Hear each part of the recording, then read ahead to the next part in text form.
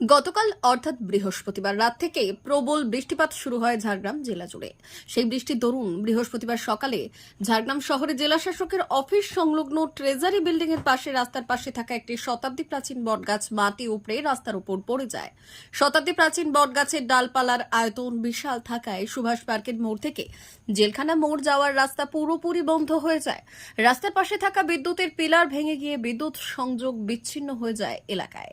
বৃহস্পতিবার প্রশাসনের তৎপরতায় শতাব্দী প্রাচীন বটগাছের ডালপালা কেটে রাস্তাটিকে সচল করা হয়, কিন্তু শতাব্দী প্রাচীন বটগাছের কাণ্ডের আয়তন বিশাল হওয়ায় বটগাছটিকে শেষ পর্যন্ত কাটতে পারেনি। সেই অবস্থায় বিষয়টি নজরে আসে ঝাড়গ্রাম কুমুদ কুমারী ইনস্টিটিউশনের প্রাক্তনীদের।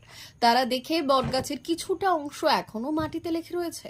তারপর রাতারাতি তারা একজোট হয়ে বটগাছটিকে পুনর্জীবন দেওয়ার পরিকল্পনা গ্রহণ করে। শুক্রবার সকাল থেকেই বৃষ্টি শুরু হয় ঝাড়গ্রামে। সেই বৃষ্টিকে উপেক্ষা করে বিদ্যালয়ের দুই প্রাক্তনী সুবীর ঘোষ তার জেসিবি মেশিন নিয়ে এবং অমিত আগরওয়াল তার হাইড্রা মেশিন নিয়ে হাজির হয় শতাব্দী প্রাচীন বটগাছের তলায়।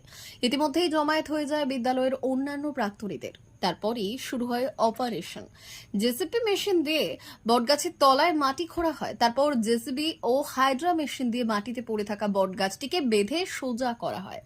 বটগাছটিকে সোজা করার পর বটগাছের গোড়ায় হরমোন ও সার দিয়ে গাছটির চারিদিকে ভালো করে মাটি দেওয়া হয়। শতাব্দী প্রাচীন বড় গাছটিকে পুনরায় রোপণ করার পাশাপাশি তার একটু দূরে আরও একটি নতুন বটগাছ রোপণ করা হয় প্রাক্তনীদের উদ্যোগে। ঝাড়গ্রাম কুমুদ কুমারী ইনস্টিটিউশনের প্রাক্তনীদের এই উদ্যোগকে সাধুবাদ জানিয়েছেন ঝাড়গ্রামের মানুষজন।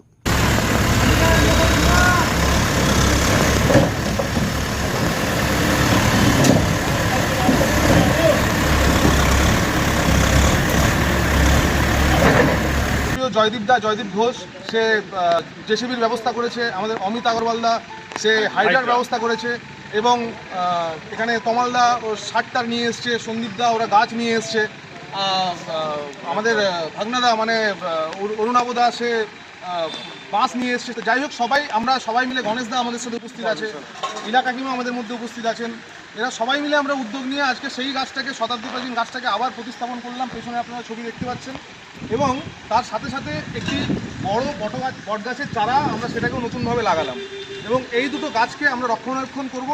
প্রকৃতির ভারসাম্য যাতে নষ্ট না হয়, আমরা সেই উদ্যম নিয়ে আমাদের কুমুদ কুমারী অ্যালামনি অ্যাসোসিয়েশন আমরা নেমেছি। ঝাড়গ্রামের প্রকৃতির ভারসাম্য যাতে বজায় থাকে আমরা সেই চেষ্টা করব। D news, Jhargram.